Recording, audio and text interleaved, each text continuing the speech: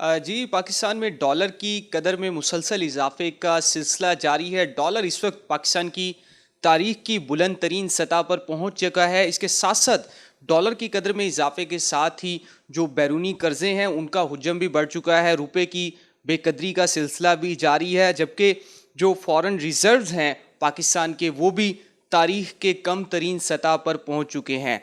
ऐसे में पाकिस्तान की डिफ़ॉल्ट करने की भी बातें जो हैं वो गर्दिश कर रही हैं। असल सूरत हाल इकॉनमी की है क्या? हमारे साथ इस वक्त मौजूद हैं माहिर माशियात डॉक्टर रमज़ान शेख साहब। तो इनसे हम जानते हैं कि इकॉनमी की सूरत हाल क्या है और इसको बेहतर बनाने के हवाले से वो क्या कहते हैं, हुकूमत क्या कर सकती है। डॉक्टर साहब बताइएगा। जी, थैंक यू वेरी मच। असल में मसला ये है कि हमारे मुल्क के अंदर जो सबसे इम्पॉर्टेंट फैक्टर है वो ये है कि यहाँ पे लोग क़यास-आराइयाँ बहुत करते हैं और प्रॉब्लम इतना सीवियर होता नहीं है जितना जो है वो क्रिएट कर दिया जाता है। तो मेन जो रीज़न है जो इस क्वैस की वो ये है कि पॉलिटिकल अनसर्टेनिटी है पाकिस्तान के अंदर। पॉलिटिकल अनसर्टेनिटी जिस मुल्क के अंदर होती है वहाँ पर इन्वेस्टमेंट का एनवायरनमेंट जो होता है वो ठीक नहीं होता और इन्वेस्टमेंट कम हो जाती है उस मुल्क के अंदर। तो इसलिए जब तक ये पॉलिटिकल सर्टेनिटी नहीं आती है, जब तक जो है वो हमारे यहाँ गवर्नमेंट स्टेबल नहीं होती है, तब तक इकॉनमी स्टेबल नहीं हो सकती। जहाँ तक आपका इस सवाल का ताल्लुक़ है जी के डॉलर जो है वो रीवैल्यू हो रहा है, डॉलर की वैल्यू बढ़ रही है, तो उसकी बेसिक रीज़न जो है वो कोई इतनी मुश्किल नहीं है। वो सिंपल सी बात है कि जब भी किसी भी चीज़ की डिमांड बढ़ती है उसकी कीमत बढ़ जाती है और डॉलर की डिमांड बढ़ रही है और डॉलर की डिमांड बढ़ने की वजह से डॉलर की कीमत में इजाफा हो रहा है। क्वेश्चन ये है कि डॉलर की डिमांड क्यों बढ़ रही है? डॉलर की डिमांड बढ़ने की जो दो बेसिक रीज़न्स हैं उनमें एक रीज़न तो ये है कि स्पेकुलेटर्स बहुत इंपॉर्टेंट रोल प्ले कर रहे हैं उसके अंदर, क्योंकि सियासी अदम इस्तेहकाम की वजह से लोग जो हैं वो डरे हुए हैं, खौफज़दा हैं कि पता नहीं क्या होगा, नई गवर्नमेंट क्या करेगी, ये गवर्नमेंट के साथ क्या होगा। तो लोग सेफ़ हेवन के तौर पर डॉलर को की डिमांड में इजाफ़ा करते हैं और वो जितना वो डिमांड डॉलर की डिमांड में इजाफा करते हैं डॉलर की कीमत और बढ़ जाती है। लोग अपने जो ही बहुत सारे लोग ऐसे भी जिनको सैलरी मिलती है तो फौरी तौर पर उसको डॉलर में कन्वर्ट करवा रहे हैं आजकल, क्योंकि उन्हें पता है कि डॉलर मज़ीद ऊपर जाएगा, तो वो बेनिफिट लोग उठाने के लिए ये काम भी कर रहे हैं लोग। तो इसका मतलब ये है कि जब तक डॉलर की डिमांड में कमी नहीं आती तब तक डॉलर की कीमत में कमी नहीं आती। और डॉलर की डिमांड में इजाफा होने की एक और जो वजह है वो है हमारी इंपोर्ट बिल।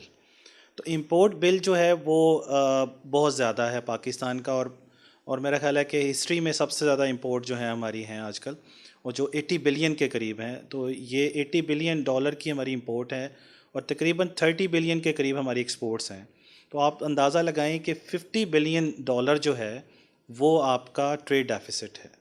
जिस मुल्क का 50 बिलियन डॉलर जो है वो ट्रेड डेफिसिट होगा, मुझे बताइए वहाँ पर डॉलर की कीमत ऊपर नहीं जाएगी तो क्या होगा? एक तो ये मेन फैक्टर है कि हमारी इंपोर्ट जो है वो बहुत ही ज़्यादा है एक्सपोर्ट से। दूसरा जो है वो ये है कि हमने चूँकि डेट रीपेमेंट्स भी करनी होती हैं तो उसके लिए भी हमें डॉलर की डिमांड करनी पड़ती है, तो वो भी एक फ़ैक्टर है। लेकिन मेन फैक्टर यही है, उसके लिए ज़रूरत इस चीज़ की है कि गवर्नमेंट जो है वो इंपोर्ट्स को ज़रा रिव्यू करे और इंपोर्ट के ऊपर जो हमारे लिए बहुत ज़रूरी इंपोर्ट्स हैं वो की जाएं और बाकी जो इंपोर्ट्स हैं उनको बैन किया जाए या उसको कम कर दिया जाए ताकि हमारा इंपोर्ट बिल कम हो जाए। डॉक्टर साहब ये भी बताइएगा कि फॉरेन रिजर्व जो हैं वो स्टेट बैंक के जो आदाद शुमार आ रहे हैं वो तारीख की कम तरीन सतह पर आ गए हैं। ऐसे में बातें की जा रही हैं, एक एग्जांपल दी जा रही है कि श्रीलंका जैसे हालात भी हो सकते हैं, क्योंकि रुपए की बेकदरी जारी है, जो कर्ज़े हैं, जो हमारे बॉन्ड्स हैं, वो भी जो है आलमी सतह पर उनकी जो पजीराई है वो ख़त्म होती जा रही है, जिनके ऊपर मज़ीद कर्ज़े लेने हैं कर्ज़ों को उतारने के लिए। तो आप क्या देख रहे हैं और क्या सजेशन देंगे कि इकॉनमी को जिस आईसीयू की सूरत हाल है, पॉलिटिकल सिचुएशन को देखते हुए और जो इकॉनमी की सूरत हाल है, क्या सजेस्ट करेंगे? देखें जी, पाकिस्तान के पास इस वक्त 9 बिलियन डॉलर के करीब फॉरेन एक्सचेंज रिज़र्व्स हैं।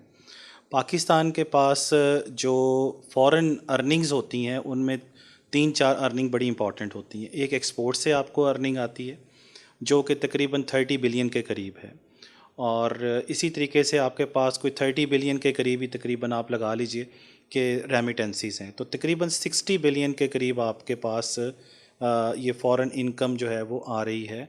और बाकी आपका जो इंपोर्ट बिल है वो मैंने अभी आपको बताया कि 80 बिलियन के करीब है। तो आप बाकी आपके पास फ़ॉरेन एक्सचेंज रिज़र्व्स भी 9 बिलियन के करीब मौजूद हैं। तो इतना ज़्यादा इशू नहीं है जितना इशू बनाया जा रहा है। पाकिस्तान की जो पिक्चर है वो ख़राब करने की कोशिश की जा रही है, और वो क्यों की जा रही है वो हम सब जानते हैं कि पाकिस्तान एटॉमिक एक पावर है, और वो कोशिश कर रहे हैं इस चीज़ की, इंटरनेशनल फोर्सेस ये कोशिश कर रही हैं कि पाकिस्तान का जो व्यू है वो ख़राब किया जाए, पाकिस्तान को ये शो किया जाए कि पाकिस्तान जो है वो श्रीलंका की तरह जो है वो डिफ़ॉल्ट होने जा रहा है। अगर आप अपने बैरूनी कर्ज़ों को एनालिसिस करें तो आपको अंदाज़ा होता है कि आप डिफ़ॉल्ट नहीं कर सकते। उसकी वजह ये है कि डिफ़ॉल्ट कैसे किया जाता है, पहले तो हमें ये समझना चाहिए। Default means in very simple words कि यू आर अनएबल टू पे, आप पे नहीं कर सकते। पहली बात ये कि वो पे कर क्यों नहीं सकते हैं। देखिए, हमारा जो बेसिक कर्ज़ा है वो अगर फ़र्ज़ कर लीजिए कि 100 बिलियन के करीब है, तो उसमें से तकरीबन 47 बिलियन 47% कह लीजिए कि वो हमारा मल्टीलैटरल डेट है, यानी हमने IMF से, वर्ल्ड बैंक से, एशियन डेवलपमेंट बैंक से लिया हुआ है, और ये 47 means half of our date.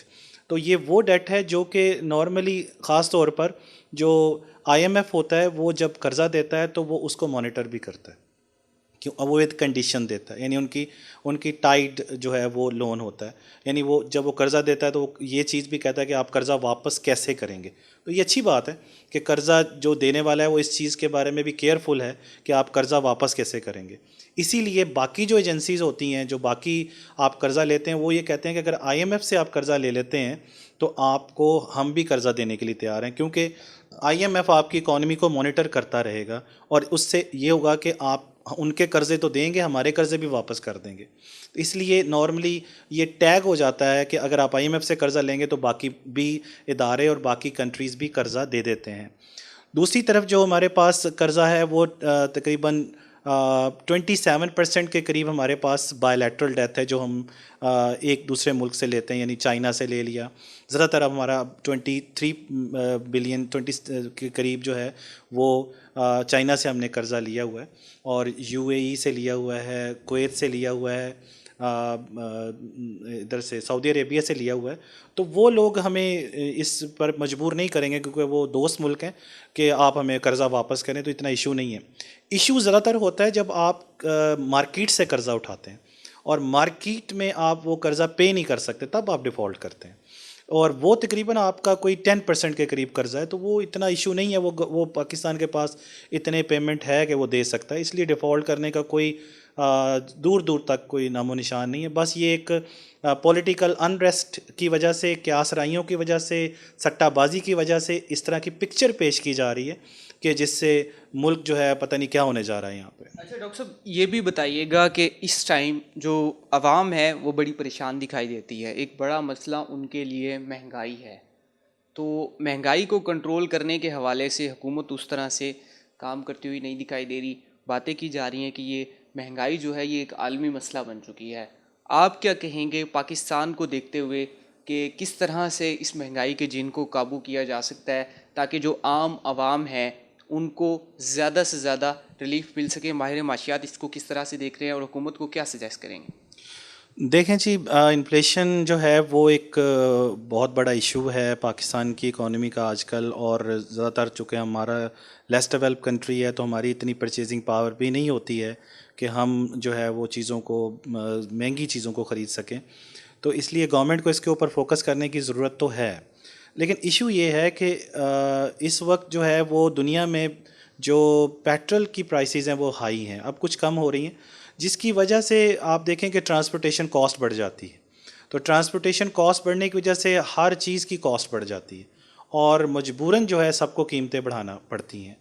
इसलिए गवर्नमेंट इस हवाले से मजबूर है कि वो क्या करे कि जब तक वो पेट्रोल की प्राइसेस कम नहीं होती, लोगों की ट्रांसपोर्टेशन कॉस्ट कम नहीं होती, तब तक जो है वो प्राइस लेवल नीचे नहीं आ सकता।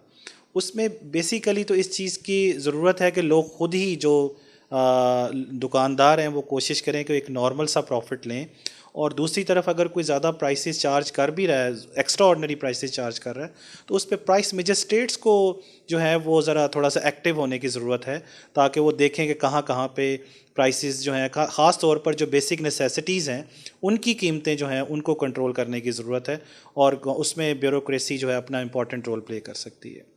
जी, हमारे साथ इस वक्त मौजूद थे माहिर माशियात डॉक्टर रमज़ान शेख साहब। इनका यही कहना है कि हुकूमत को डॉलर की जो कदर में मुसलसल इजाफा जारी है, महंगाई का सिलसिला जारी है, और जो डिफ़ॉल्ट के हवाले से तमाम जो खबरें गर्दिश कर रही थी उनके हवाले से उनकी बात की, और उनका यही कहना है कि पाकिस्तान की हुकूमत को सबसे पहले जो अपना जो इम्पोर्ट बिल है उसको कम करना होगा, ज़्यादा से ज़्यादा जो एक्सपोर्ट है उसकी तरफ तवज्जो देनी होगी, ताकि जो बैलेंस है वो क्रिएट हो सके। इसके साथ साथ महंगाई के हवाले से उनका कहना था कि आलमी मार्केट में जो पेट्रोलियम मसनूआत की कीमतों में इजाफा है उसके असरात पूरी दुनिया में दिखाई दे रहे हैं, और पाकिस्तान भी उसकी जद में आ रहा है। तो ऐसे में हुकूमत को चाहिए कि एक जानिब तो पेट्रोलियम मसनूआत की कीमतों में इजाफे के साथ जो महंगाई की शरह बढ़ी है, दूसरी जानिब जो मुनाफाखोर हैं वो भी काफ़ी ज़्यादा एक्टिव होते हुए दिखाई दे रहे हैं इसका फ़ायदा उठाते हुए। तो हुकूमत को अपनी रिट कायम करते हुए जो मुनाफाखोर हैं उनके ख़िलाफ़ कार्रवाई करनी होगी, और जो निचला तबका है, मखसूस तबका है, उसको मखसूस अंदाज में एक रिलीफ पैकेज भी देना चाहिए।